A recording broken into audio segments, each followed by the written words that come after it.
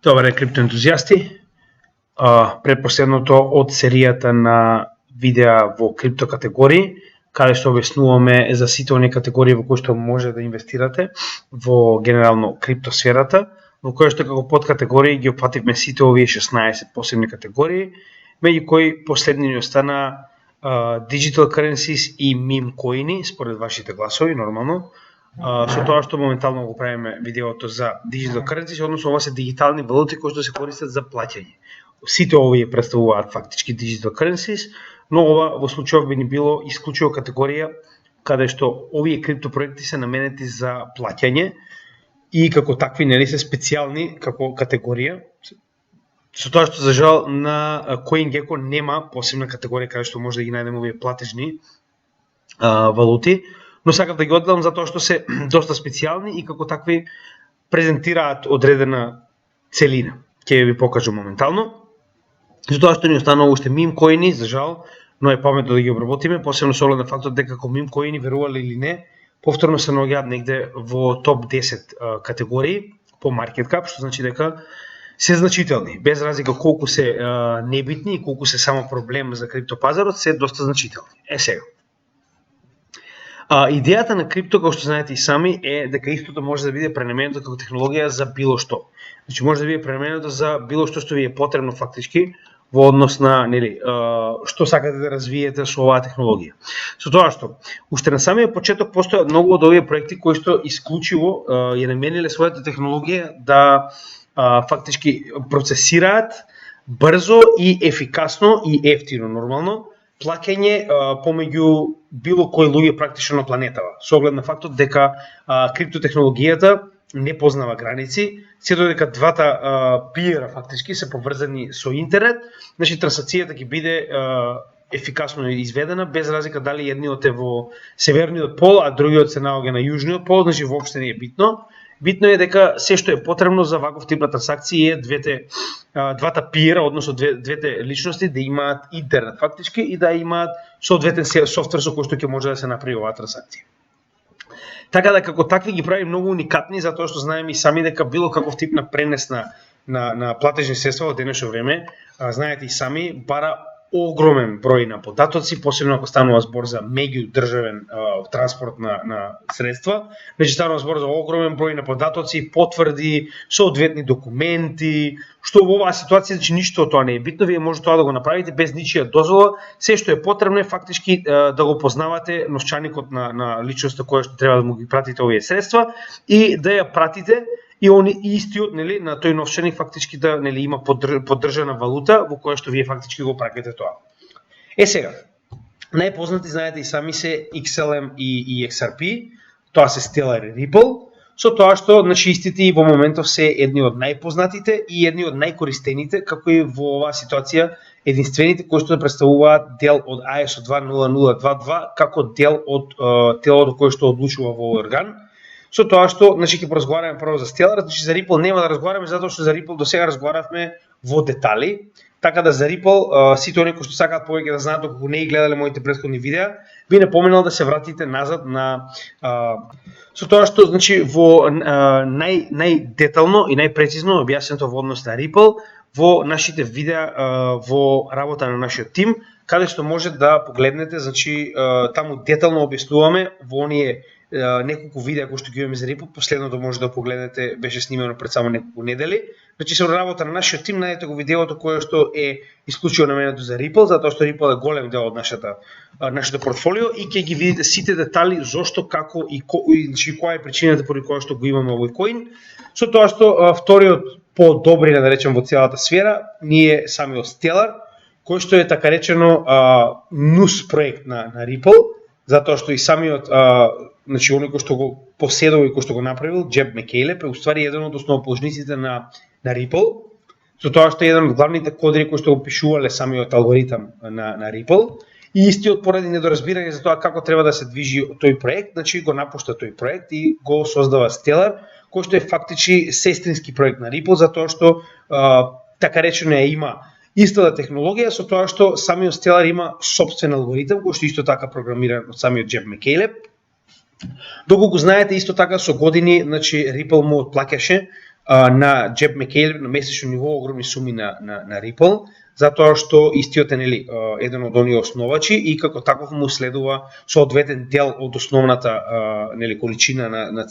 Ripple во циркулација и до пред неколку месеци се уште му исплаќаше на Джеб Мекейлеп, така да со оглед на фактот дека истиот како овие токени доаѓаат, така истиот ги продаваше на пазар, значи постојано помагаше во така речено буткање на цената на Ripple, но тоа е веќе завршено со оглед на фактот дека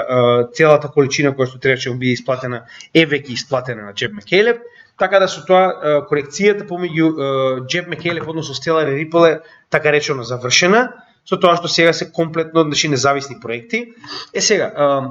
главно ако сте погледнале она видео кое што разговараме за ISO 20022,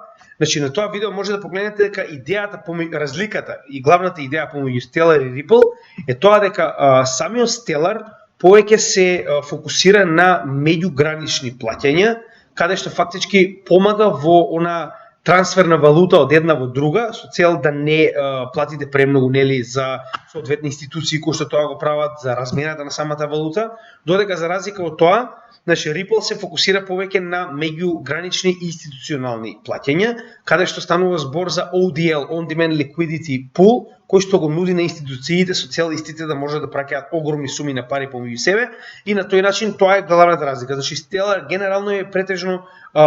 наменет за физички лица и правни лица, додека XRP и Ripple е наменет за институционални, односно банкарски и корпоративни плаќања. Значи тоа е генералната главна разлика. Сега, повеќе за Stellar чисто до 2014 година, како посебен блокчейн, истиот не е ниту POW, ниту POS, значи има свој собствен алгоритам, кој што исто така создаден за да го едноставно води овој блокчейн, оваа блокчейн технологија, со тоа што, значи, истиот моментално како и Ripple е инволвиран доста во оние проекти каде што на државите им помага во креирање на CBDC, како и во оние држави каде што самата валута е по себе слаба, односно е склона кон голема инфлација, истиот на некој начин се обидува да се наметне себе си како потенцијална валута, платежна, затоа што е многу постабилен за разлика од, да речеме, моментално пезосот во Аргентина или пак во Венецуела, каде што знаеме дека инфлацијата е многу голема, што е многу поедноставно да се плаќа и да се прави трговија во криптовалути, каде што знаеме дека самите по себе се многу постабилни. Сега, во оваа ситуација, значи, една од основните кои што ни се многу познати како пример држави, која што го користела Stellar за развивање на CBDC е Украина, која што целосно го разви сопствениот проект пред да започне војната со Русија, и истиот беше во ланч фаза, значи во соработка со XLM, тоа беше еден од најголемите проекти кои што XLM ги направил, но пред тоа да биде исполнето, за жал започна војната и овој проект се уште е развиен, но не може да биде применет се додека самата војна не заврши. Да, значи самиот алгоритам кој што фактички го води овој блокчейн се нарекува Stellar Consensus Protocol, кој што исто така направено од Джеб Мекейлеп и значи како што можеме да видиме нуди истото на некој начин како и самиот Ripple, значи завршување целосно процесирање трансакции за само неколку 5 секунди во оваа ситуација, со тоа што гледате во фито, значи 0,00001 XLM. Значи ако ова е еден пени, замислете на пример колку би коштало на вистина да пренесете $1 милион во $1 милион јени на пример. Значи би коштало многу повеќе со оглед на фактот дека двете институции кои што ја прават оваа замена ќе ви земат соодветен фи за услугата која што ја прават за вас, а во оваа ситуација Stellar како и Ripple, значи ја земаат оваа фиксна, значи сума на XLM или XRP за било каква сума на пари трансферирани од едната на другата страна. Што е многу битно да се забележи, затоа што знаете сами во однос на колку е поголема сумата на транспорт, банките и останатите, да речем, институции кои што ви помагаат ваквиот транспорт, земаат што повеќе и повеќе пари во однос на колку е поголема сумата. А овде кога замислете фиксна сума добива, значи фито е фиксна сума на XLM без разлика колку вие праќате од едната на другата страна, што реално прави мувовете нешто што е невидено до сега во светот и затоа банките не можат да си дозволат ваквите компетитори да успеат, затоа што на тој начин фактички целосно ќе ја земат работата на една банка. Затоа што значи главната работа на сите овие за кои што ќе разговараме денеска, Dash, Litecoin, XRP, XLM, е тоа што не им е потребна работна рака, нив не им е потребно институции, банки, значи експозитури, шалтери, значи ништо од тоа не им е потребно. Така да имајте го тоа предвид и затоа е многу страшно кога банките го гледаат тоа дека ваков тип на технологија би ги заменил целосно, значи зборувам во корен би ги заменил, затоа што вие немате потреба од банка ако можете да процесирате се преку обичен блокчейн на апликација, што е моментално една од функциите на XLM. Значи истиот има до сега направено најголемите два партнери кои што ги има е MoneyGram International, кој што го доби откако Ripple се откаже од работа со него. Значи ова е уствари првенствено партнер на Ripple, кој што поради самиот случај кој што моментално се случува со SEC се откаже од ова партнерство и на тој начин фактички XLM влезе како замена со оглед на фактот дека има истата технологија генерално да го замени Ripple во соработка со MoneyGram. А на сите ни познато MoneyGram представува еден од најголемите како и Western Union најголемите така речено институции за трансфер на пари меѓугранично, со тоа што значи MoneyGram затоа и може да ви дозволи таква ефтина услуга со оглед на фактот дека истиот плаќа ваков тип на трансакции во секој момент кога ќе прати пари од една на друга сметка, така да затоа и MoneyGram може да ви дозволи таква ефтина услуга во која што на пример во може вашите пари од Германија да речеме да ги пратите дома во Македонија. И IBM, тоа е една технолошка компанија голема која што сопствениот Worldwide Global Payment System го гради врз основа на Stellar Network-от. Значи гледате сега, фактички овие паметни институции почињаат да ги превземаат технологиите на крипто, каде што ваквиот тип на блокчейн технологија им дава многу солидна услуга, многу стабилна услуга, многу брза услуга, за разлика од тоа што кога ви пратиле вие банк трансфер, вие би требало да чекате барем 2 дена за да дојде на другата страна, каде што се уште не е потврден, се уште треба да помине приз не знам колку контроли. Така да ваквиот тип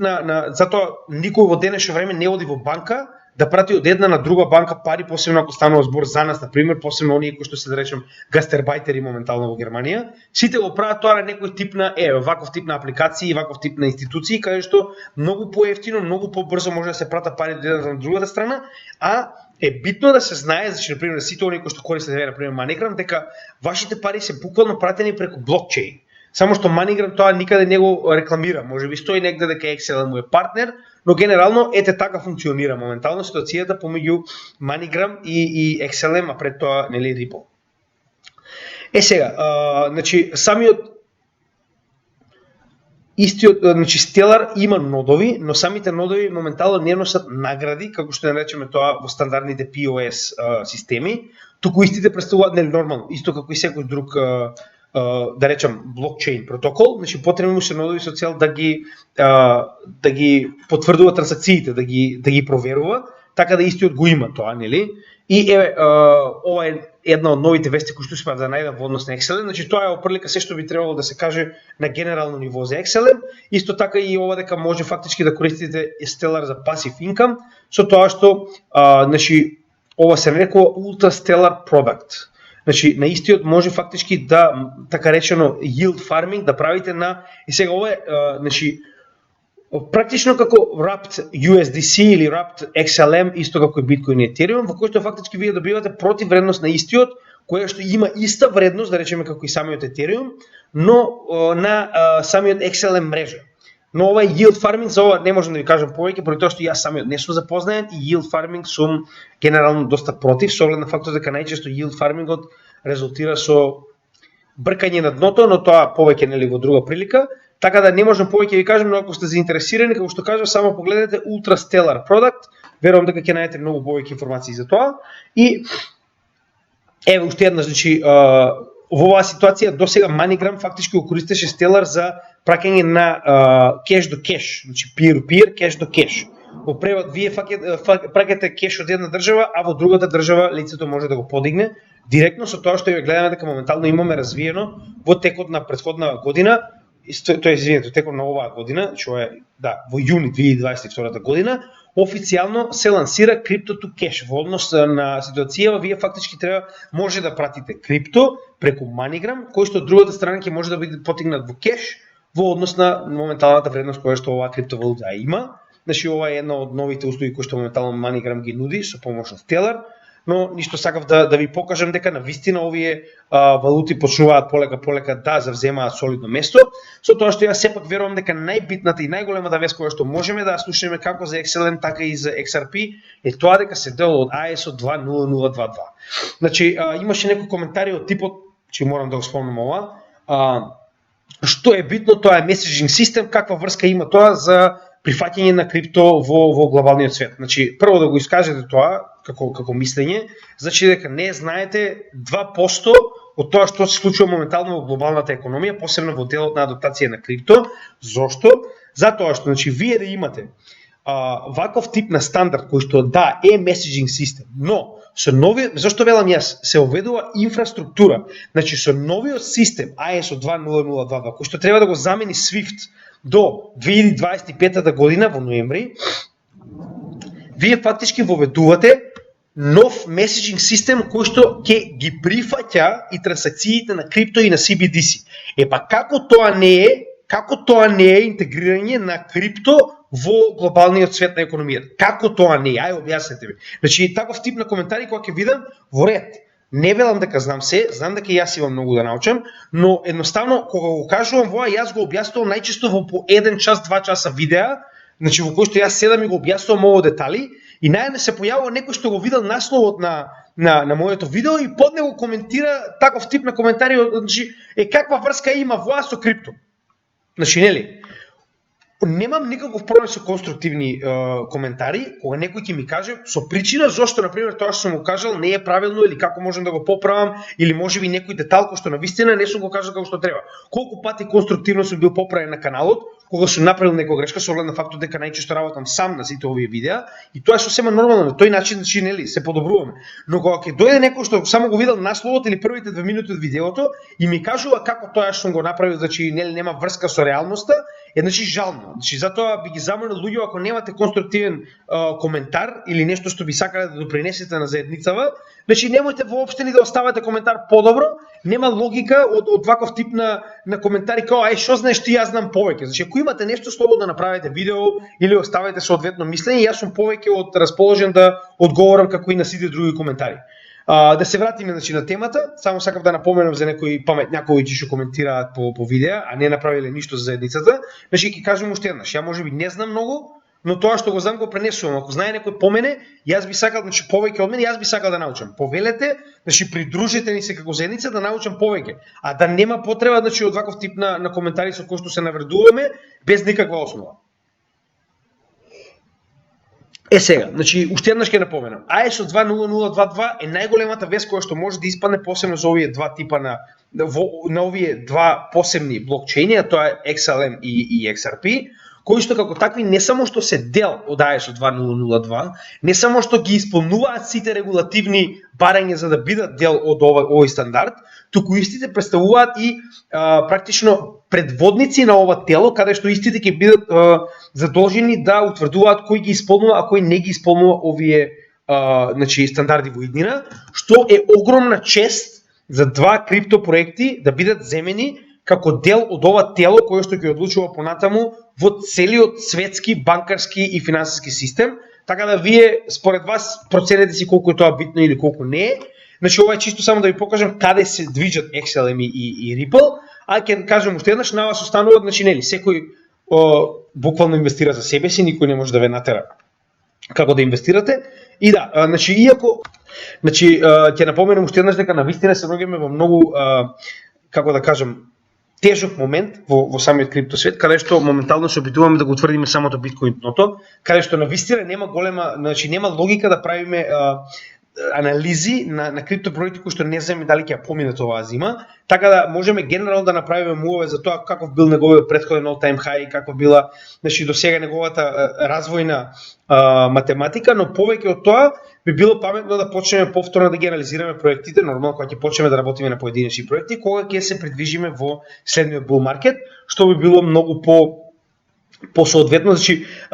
проблемот е што јас не сакам, многу пати се случува тоа да бидам прашан, што мислиш за овој проект, што мислиш за овој проект. Значи, ќе почнеме да мислиме за проектите кога ќе видиме кој од нив ќе преживее преку оваа зима, затоа што може да ви кажам и што мислам за FTX, ама на крајот да испадне, извинете, за FTT, на крајот да испадне дека џабе сум мислил. Така да, мораме да видиме што ќе преживее. Значи, ова со FTT, со Solana, со Terra Luna, треба да ви биде буквално пример за тоа што ви го кажувам. Значи, мораме да видиме што ќе преживее, за да можеме да разговараме понатаму за тоа колку би вредело и каква би била анализата. Значи, гледаме дека 0,85 оприлика достигна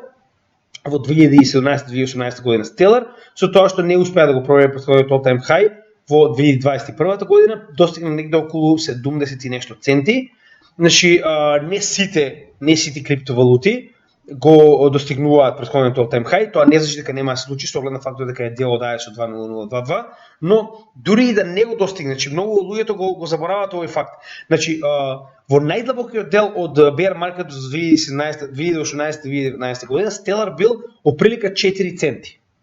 А вие сте стигнале негде до 75, да речем, центи. Значи, оприлика имате 18 пати поголема вредност на оно што сте го вложиле доколку сте купиле Stellar на 4 центи наспроти претходниот all time high. Иако можеби нема да го купите на 4, нема да го продадете на 74, значи и да не сте направили 18, да сте направиле 15 пати, ја мислам дека е сосема солидна заработувачка. Така, значи многу од оние луѓе кои што велат, добра, ако не го премине претходниот all time high, нема логика. Не, има логика, посебно со оглед на фактот дека треба да знаете каде купувате и каде продавате.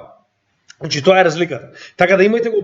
во предвид тоа. Јас понатаму кога ќе разговарам за криптовалути, значи ние разговараме за криптовалути кои што има моментално најниска можна цена во овој bear market, кој што понатаму дури да не успее да го пробие претходниот all time high, тоа не значи дека нема да ви донесе солидна заработувачка. Така да останува да видиме што понатаму ќе разговараме, нели, кои проекти и како. Сега моментално во овие видеа за категории на криптовалути е добро да се фокусира на тоа какви се различни категории, односно да научите кои се можности ги имате во овој сектор. Следен за кој што ќе разговараме е Dash, кој што е еден од најстарите, значи валути во криптосекторот, што е доста импресивно. Сега генерално Dash истиот е создаден уште во 2014 година. Значи со оглед на фактот дека ова е одма после првиот bull market, значи има импресивна историја во која што моментално истиот е на пазарот веќе скоро 13 години. Сега, истиот, нели, на почеток, затоа и можеби нема да го најдете ако поминете сега моментално да ги проверите овие информации во самиот CoinMarketCap, нели, history, оној календар, може да погледнете дека истиот тогаш е нарекол Xcoin, па потоа е Darkcoin и на крајот е Dash после 2015 година, со тоа што Dash е кратенка од Digital Cash. Сега,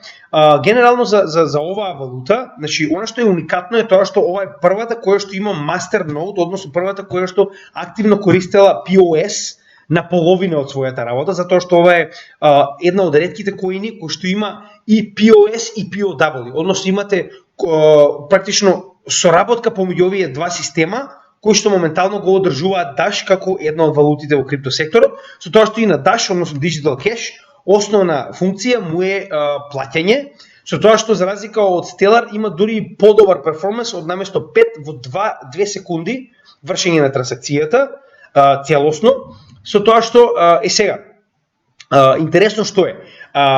за да имате нод, значи уште во почетокот на самиот Dash се бара 1000 Dash како валути, како, нели, криптовалути да ги имате, за да може да имате еден таков нод. И досега од сите овие нодови, на пример, и генерално во POS, значи Dash е еден од најисплатливите кои што може да ги имате, посебно со оглед на фактот дека има луѓе кои што купувале нодови кога Dash вредел само $3, значи во тоа време не би ви коштало многу да имате. Сега да не забораваме за неговиот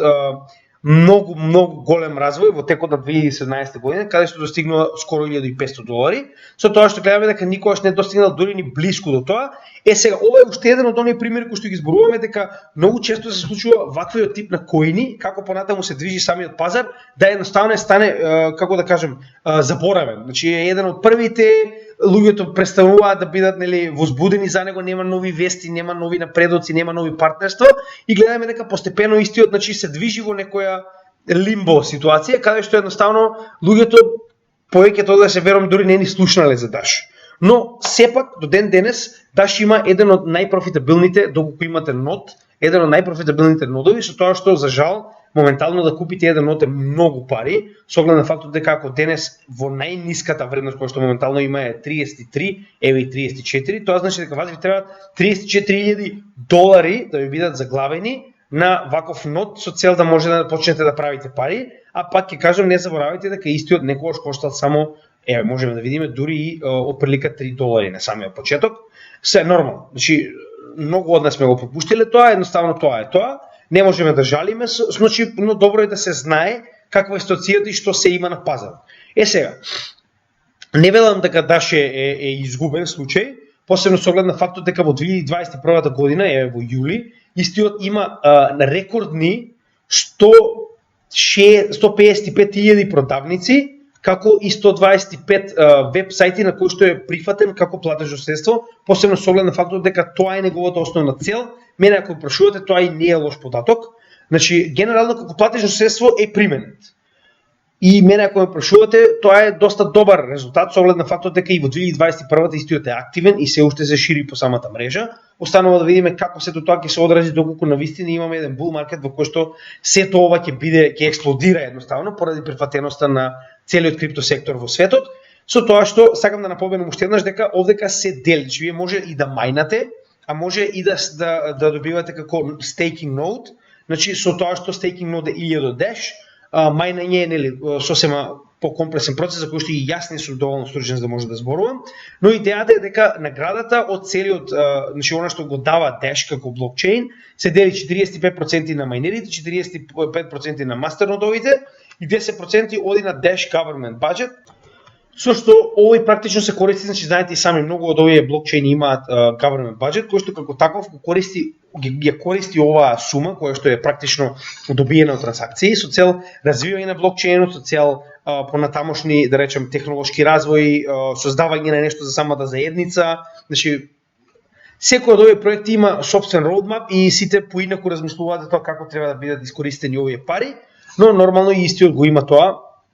како 10% од сите физ кои што моментално поминале на Даш. Со тоа што гледаме дека Даш истиот го имаме во циркулација моментално од значи 18,9 е целосниот supply, од кој што во циркулација се 11 милиони, кои што остаратите фактички 7, односно 8 милиони се награди за одржување на мрежата, односно за мајнинг и за masternodes, кои што се даваат на овие кои што ги мајнаат фактички. Сега, она што постојано ја кажам, ваков тип на помали проекти, како што е Даш, сакале или не, тоа е реалноста. Значи, како што можеме да видиме, постојано ја кажам тоа дека ова е уште еден таков пример, каде што ваков тип на проекти дури да има некоја вест, дури да имаат некој развој, дури да имаат некој партнерство, ќе гледаат да го задржат што можат покасно со цел да го пласираат во текот на самиот bull market, за да има максимален ефект од истото, со оглед на фактот дека ваков тип на проекти немаат секој ден големи вести, немаат секој ден големи партнерства, технолошки развој и слично. Значи е прост пример. Кога би ставиле на CryptoPanic, еден од агрегаторите кои што го користам, значи ако одбереме Dash и ако ставиме ход, тоа се уствари најпознатите и најдобрите вести. Последна вест која што сме добиле блиску до, значи за Dash е пред 3 месеци, каде што е само спомнат во однос на значи некоја основна анализа. Иста ситуација, че гледате, нигде во овие вести не се зборува директно за Dash. Значи, овдека се спомија, ама пред 6 месеци, значи колку е ова валидно моментално. Како вели, значи преку 20 инвестмент фондови држат моментално Dash, а повеќе од 40 планираат да земат. Но тоа е пред 6 месеци. Сега е сосема друга ситуација кога станува збор за комплетно друга економска состојба. Така да овие вести се застарени и она што постојано кажеме, дури да смениме моментално на само основни вести, значи show all. можеме да видиме дека секаде кај што се спомнува е ова е Dash and Trade, уопште не е Dash, тоа е нешто, некој име на апликација. Значи, ова е се за Dash and Trade, што нема никаква врска со самиот Dash. Гледате, нема дури директно вест за него. Значи има, гледате овде кај е некоја анализа која што некој вестник е правил пред на недела, каде што е спомнати Dash. Значи нема директно вести никакви за него, тоа што постојано ви го кажувам. Така да имајте го тоа во предвид, како што кажа уште еднаш, кога станува збор за вакви мали валути, не можам да ви најдам вести со оглед на фактот дека и да има истите ги кријат се додека не дојде момент до вистински напредок на пазарот, каде што ќе може да ги искористат за на вистина да се пробијат во следниот bull market. И последен за кој што сакам да зборувам е Litecoin, кој што така речено е еден од попознатите, исто така намената негова е уствари користење за платежно средство, со тоа што Litecoin потекнува од Bitcoin. Значи Bitcoin првенствено уствари бил наменет со цел да биде интернет кеш кој што ќе биде користен од сите и кој што ќе биде мајнат со сопствени компјутери. Например, може да го мајнате на вашиот PC дома, на самиот статичен компјутер или на лаптоп. Но идејата е дека како понатаму се развивале самите майнинг ригови, нормално, тоа што моментално е познато во светот, така доаѓа до ситуација каде што вашите компјутери или лаптопи се едноставно безпотребни во сегментот на мајнење, затоа што способноста на еден майнинг риг кој што е исклучиво наменет за ваков тип на работа, не може да споредувате со вашиот персонален компјутер кој што ако вие го ставате да мајна, прво ќе ви го искористи целиот CPU, односно нема да може да правите ништо друго, освен тоа што нели самиот мајна во позадина, а второ, никогаш нема да успее да реши алгоритмичка загадка побрзо од овие ригови, за да може да ја добие наградата која што ќе биде фактички дадена на оној кој што ја напишал, нели блокот во следниот блок во самиот блокчейн технологија. Значи сакам да ви кажам моментално мајнинг риговите се толку надмокни што идејата на биткоин да секој може да мајна биткоин на сопствените компјутери на пример е застарена. Со тоа што направен е форк со кој што се обиделе фактички да направат втора со иста намена со оглед на фактот дека станува збор за, значи биткоин самиот по себе веќе станал фактички store of value, кој што како таков е во денешно време барем знаеме, исклучува намената со цел зачувување на вредноста на вашиот капитал. Она што го разговаравме во претходното видео од криптокатегории, каде што исклучиво разговаравме за биткоин и за PAXG, додека Litecoin самиот по себе е наменет да биде со поинаква, значи фактички е на некој начин копија од самиот биткоин, истиот начин на мајнење и се, со тоа што разликата е во тоа што значи наградите се малку поголеми, саплајот е малку поголем, значи споредбено е овдека имаше, значи споредбено Litecoin има 84 милиони коини, додека 21 милиони има биткоин, тоа што го знаеме. Litecoin запишува на секој 2,5 минути блок, додека биткоин е на секој 10. И самиот Litecoin е понова технологија која што е многу посклона кон да речем адаптирање на новиот крипто сектор, новиот крипто свет, за разлика од биткоин каде што е многу по тежок за било каков тип на апдейт да биде направен, со оглед на фактот дека сите мајнери треба да го изгласаат, да го направат, значи преку сопствените софтвери. Значи е многу потешко да се спроведе било што на биткоин за разлика од самиот Litecoin, кој што како што кажам уште од 2011 година представува форк на самиот биткоин, кој што и произлегува. Сега, значи рековме дека истиот е мајнат на истиот начин како и самиот биткоин, со тоа што значи преку ASIC, значи сега ова е тој дел што јас на вистина не се разбирам доволно и се надевам дека ќе ми извините ако евентуално дропнам некоја глупост, но со оглед на тоа колку што мене ми е познато, значи истиот користи ASIC мајнери со цел да може да го мајнате. И сега, овдека е проблемот што, значи, оние кои што посебно на криптовалути Македонија, значи луѓето се многу позапознати од мајнење за разлика од мене, каде што фактички во однос на тоа колку е јака вашата машина, односно мајнер, како и тежината на алгоритамот кој што моментално е на мрежата со цел да се запише овој блок на блокчейнот, како и големината на наградата. Значи од сето тоа зависи колку ќе успеете да измајнате. Сега чисто како пример сакав ова да го најдем затоа што овдека во оваа статија на пример има запишано, сега, значи јас овие ги имам видено, овие Bitmain Antminer L7, значи е еден од типовите на мајнери кои што може да ги најдете моментално на пазарот, затоа што ова е пишувано во текот на летото и сега верувам дека овие мајнери се многу поевтини од $18,500, но идејата е дека со ваков тип на мајнер, да речеме, во ситуација во која што би копале Значи, ова е колку е големината на хешрейтот кој што може да го развие. Хешрейтот е, нели рековме, практично колку повеќе мајнери, толку поголем хешрейт се создава и толку повеќе стабилноста на мрежата на овој крипто коин е подобра. Со тоа што колку повеќе се зголемува хешрейтот, толку се повеќе се зголемува и тежината на алгоритамот за решавање со цел да може да се запише блок. И гледате, значи конзумира околу 3425 вати на електрична моќ, со тоа што значи за еден ден би можеле да ископате во прилика околу 0,16, 0,15, 0,16 така нешто, 0,16 лайткоин. Значи вас би било потребно прилика една недела да ископате еден лайткоин кој што моментално чини $60. Сега работата е што ова е тој проблем. Значи затоа и постои оваков тип на посебни калкулатори во кои што може да ставите значи колку е во однос на машината која што имате, самата по себе веднаш ви кажува колку е нејзината конзумција на струја, колку хашрейт може да развие и сега нормално ако копате за одреден базен, значи тогаш и колку плаќате на самиот базен, затоа што имате базени во кои што фактички повеќе мајнери копаат заедно, со тоа што мора да платите фи на самиот базен и ќе ви каже колку фактички вие ќе добиете како награда, да речем, во долари, односно ископан биткоин или лайткоин во однос на тоа што копате, со тоа што не заборавајте дека самиот лайткоин има направена комбинација во која што за копање на лайткоин вие добивате еден Doge. Извинете, добивате и Doge како free of charge. Односно, идејата е направена дека вие фактички на тој начин добивате двојна награда со тоа што да речеме она што го разговаравме, значи да го копате еден ден, пример сега зборувам, и користите некоја стандардна машина, вие покрај наградата во Litecoin би добили 2,6 Doge, што реално нешто што нема што да изгубите, иако е meme coin, гледаме дека моментално има доста голема шанса да стане нешто. Интересно е тоа што ако е таква ситуацијата и ако Litecoin ви нуди плюс уште една криптовалута како Doge, иако е meme, е доста добро за вашето портфолио.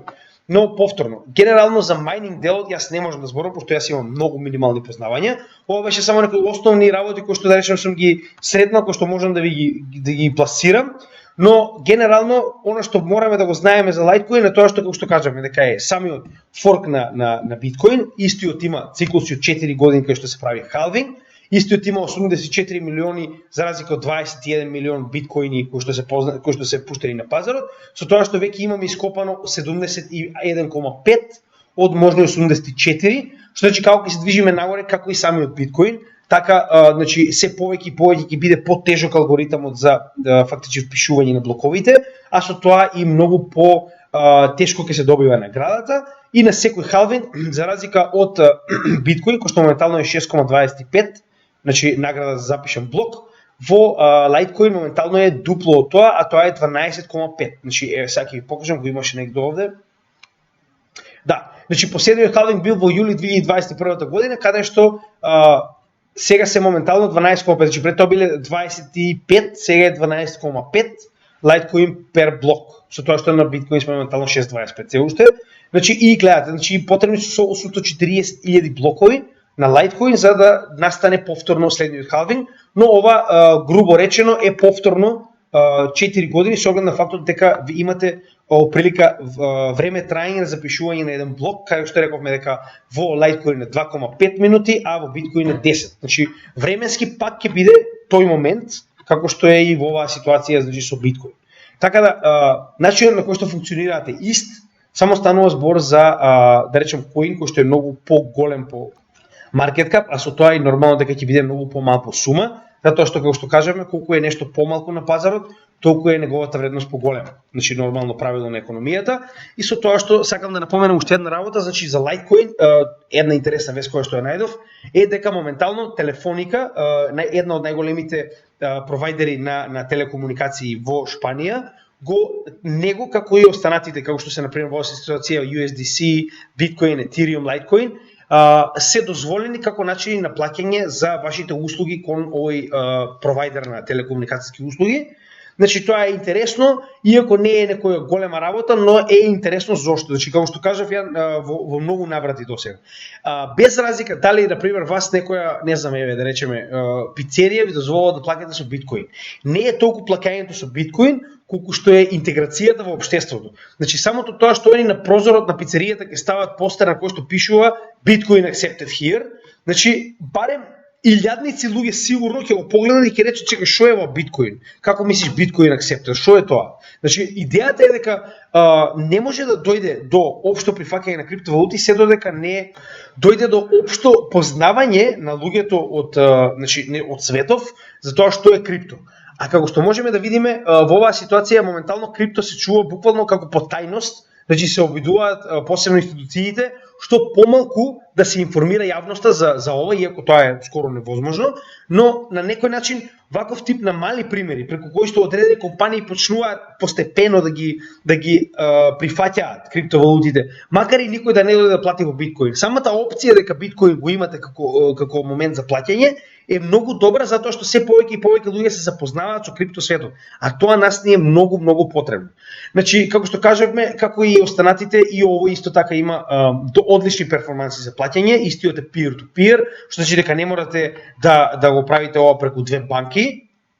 Оваа слика многу добро го образложува тоа, значи би сакал чисто да видите како прилика која е големината на разликата кога станува збор за трансакции во блокчейн и трансакции во банка. Значи првенствено, она што постојано го разговараме, на крајов можеби е добро да се спомне уште еднаш, значи станува збор за peer-to-peer модел во кој што станува збор за децентрализирани трансакции кои што никој не може да ги запре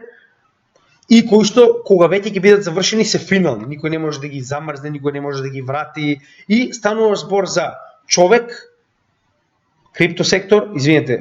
блокчейн технологија, друг човек, крај на мојаве. Тоа е тоа. Имате фи, завршена работа. За разлика од тоа,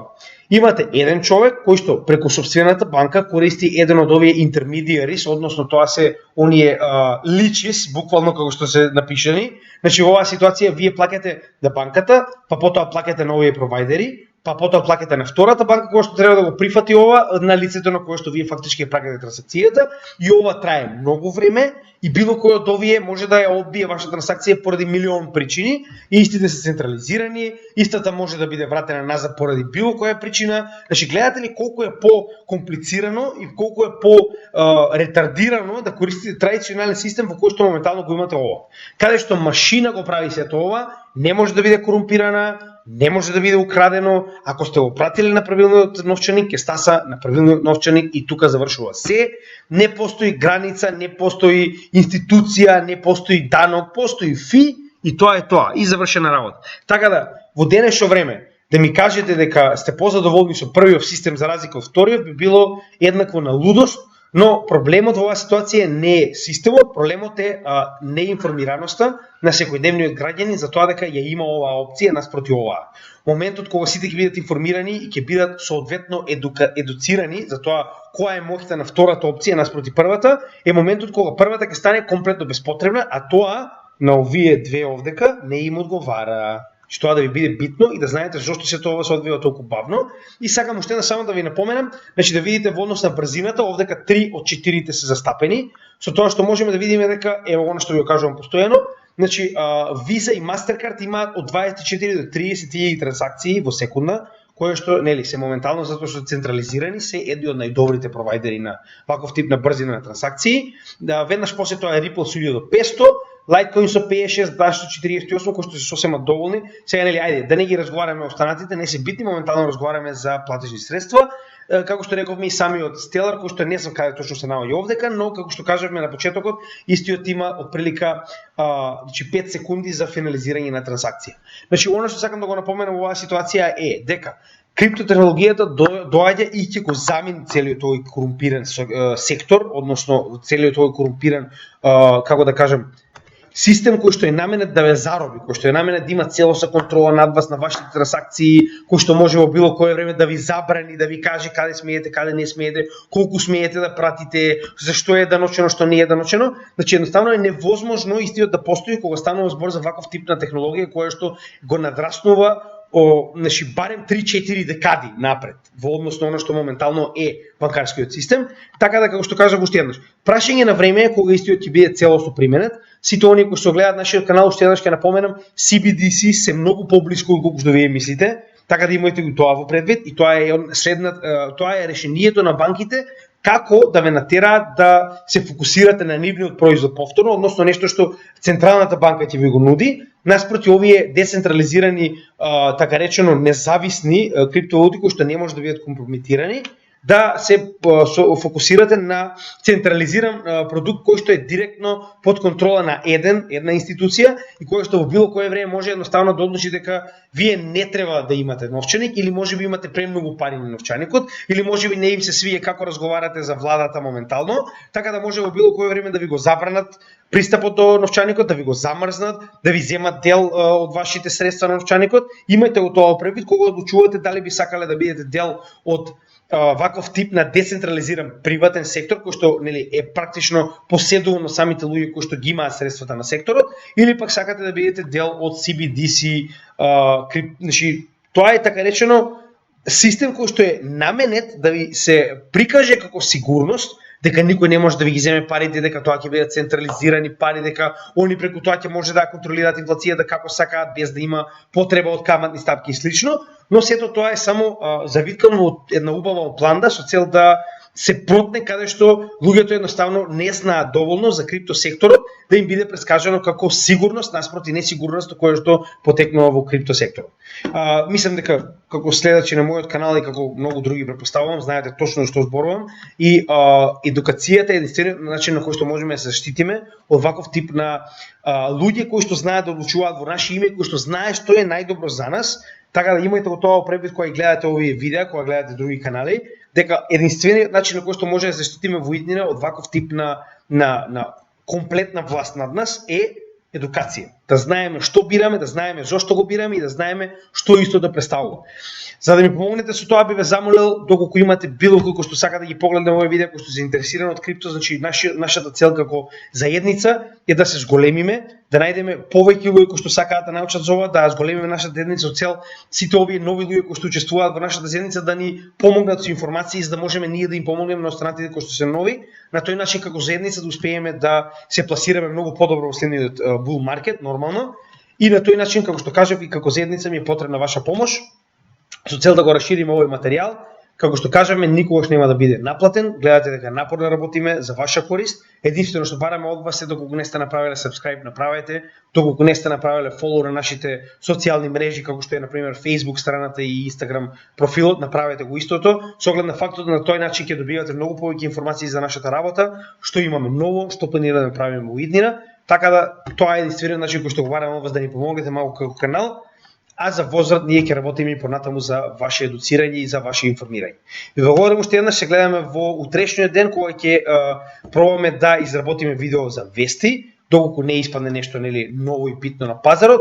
Генерално очекуваме тоа да биде во понеделник да имаме вести, со цел да бидеме отворени во вторник да можеме да видиме што ќе случи на пазарот, затоа што во моментот кога видеото за вести ќе биде веќе на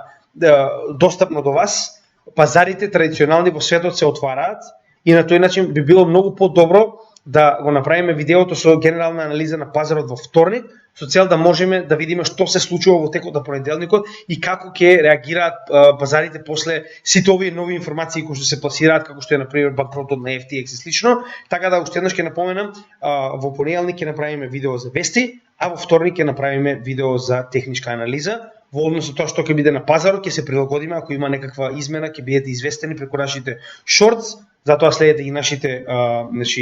социјални мрежи, со цел да можете да бидете известени за нашата работа и понатаму. Ве благодарам уште еднаш за вашата поддршка, и секогаш имајте добар ден и се гледаме во следното видео. Поздрав од Крипто Гемиџи.